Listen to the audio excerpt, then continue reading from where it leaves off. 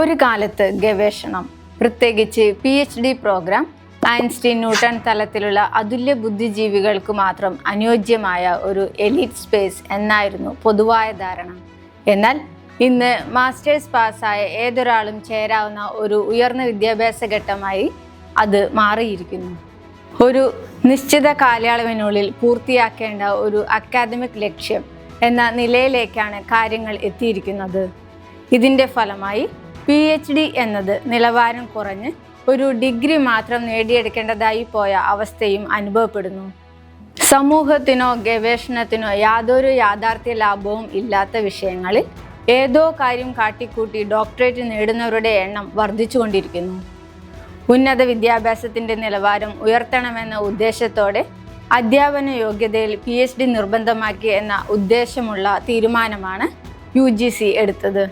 എന്നാൽ അത് ഗുണത്തേക്കാൾ കൂടുതൽ ദോഷം ചെയ്യുന്നു. ആവശ്യമില്ലെങ്കിലും നിബന്ധന കാരണം ഗവേഷണം ആരംഭിക്കുന്നവരാണ് പലരും. താല്പര്യമില്ലാത്ത ഗവേഷണമാണ് മേഖലയെ ഗണ്യമായി ബാധിച്ചിരിക്കുന്നത്.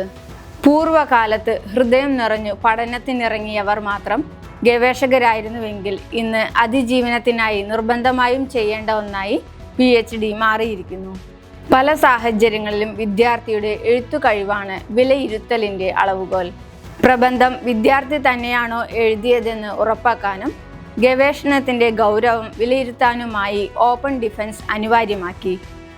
പ്രബന്ധത്തിൻ്റെ മുഖ്യ ആശയങ്ങൾ വ്യക്തമായി അവതരിപ്പിക്കാനാകുമോ, ആവശ്യമായപ്പോൾ ചോദ്യങ്ങൾക്ക് മറുപടി നൽകാനാകുമോ എന്നിവയെല്ലാം പരിശോധിച്ച ശേഷമാണ് ഡിഗ്രിക്കുള്ള ശുപാർശ. ഗവേഷകന്റെ എല്ലാ രേഖകളിലും ഒപ്പുവെക്കേണ്ട റിസർച്ച് ഗൈഡാണ് പഠനത്തെ ശാസ്ത്രീയമായ ദിശയിലേക്ക് നയിക്കേണ്ടത്. എന്നാൽ സൂപ്പർവിഷൻ എന്നത് ഗൈഡിന് നേരിട്ട് സാമ്പത്തിക ലാഭം നൽകാത്തതിനാൽ ചിലർ ഗവേഷകരെ താങ്കൾ പഠിച്ച് കണ്ടു ചെയ്യട്ടെ എന്ന വ്യാജേന വ്യക്തിപരമായ ജോലികൾക്കായി ഉപയോഗിക്കുന്ന സാഹചര്യം പതിവാണ്. ക്ലാസ് എടുക്കൽ, പേപ്പർ പരിശോധിക്കൽ, പ്രസന്റേഷൻ തയ്യാറാക്കൽ മുതലായവ ഗവേഷക വിദ്യാർത്ഥികളുടെ ചുമതലയായി മാറുന്നു. എങ്കിലും എല്ലായിടത്തും അങ്ങനെ തന്നെയല്ല.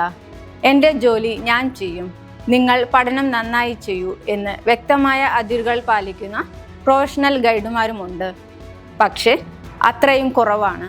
എന്നാൽ ഗവേഷകരിൽ ഏറെ പേരും ഉയർന്ന ശമ്പളം വാങ്ങുന്ന അധ്യാപകരുടെ ജോലി തന്നെ ശമ്പളമില്ലാതെ ചെയ്യുകയാണ് യാഥാർത്ഥ്യം. അല്പം സാമ്പത്തികമായോ സാമൂഹികമായോ പിന്നാക്കം നിൽക്കുന്നവരെ കൂടുതലായി ദുരുപയോഗം ചെയ്യപ്പെടുന്നതായും കാണാം. ചില അനുഭവങ്ങൾ കേൾക്കുമ്പോൾ അതിശയിക്കാതെ വയ്യ. ഒരു റിസർച്ച് ഗൈഡ് തൻ്റെ വീട്ടിലേക്ക് സാധനങ്ങൾ പാക്ക് ചെയ്യാൻ വിദ്യാർത്ഥിയെ വിളിച്ചു വരുത്തിയതുപോലെ മറ്റൊരു വനിതാ ഗൈഡ് നിങ്ങൾക്ക് കുട്ടിയുണ്ടല്ലോ, കുട്ടിക്ക് പനി ചുമ എന്ന് പറഞ്ഞ് അവധിയെടുക്കും. എനിക്ക് വേറെ ആളെ നോക്കണം, അതുകൊണ്ട് കുട്ടിയുള്ളവരെ ഞാൻ സ്കോളറായി എടുക്കില്ല എന്ന് പറഞ്ഞതായും കേട്ടിട്ടുണ്ട്. അക്കാദമിക് അന്തരീക്ഷത്തിന് പൂർണ്ണ വിരുദ്ധമായ ഇത്തരം സമീപനങ്ങൾ ഗവേഷണ മേഖലയിലെ അനീതി വർദ്ധിപ്പിക്കുന്നു.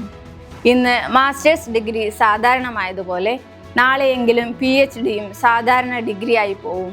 അതിനാൽ വരുന്ന തലമുറകൾക്ക് സുതാര്യതയോടെയും ഭയമില്ലാതെയും ആത്മവിശ്വാസത്തോടെ ഗവേഷണത്തിലേക്ക് കടക്കാൻ അനുയോജ്യമായ അന്തരീക്ഷം തീർപ്പാക്കേണ്ടത് അത്യന്താപേക്ഷിതമാണ്.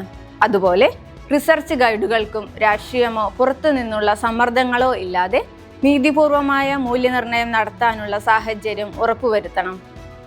ബാഹ്യ സമ്മർദ്ദം മൂലം ഒപ്പുവെക്കേണ്ടി വരുന്ന പ്രബന്ധങ്ങളിലെ പിഴവുകൾക്ക് മറുപടി പറയേണ്ടി വരുന്നത് ചില ഗൈഡുകൾ നേരിടുന്ന വേദനാജനക യാഥാർത്ഥ്യമാണ്.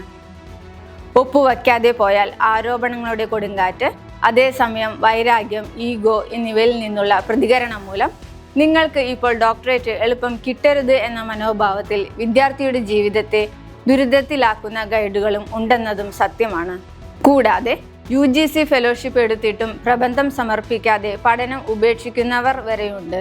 PhD മേഖല വീണ്ടും ഗുണമേന്മയിലേക്ക് മടങ്ങണമെങ്കിൽ വിദ്യാർത്ഥി ഗൈഡ് ബന്ധം പരസ്പര ബഹുമാനത്തിലും സുതാര്യതയിലുമാവണം.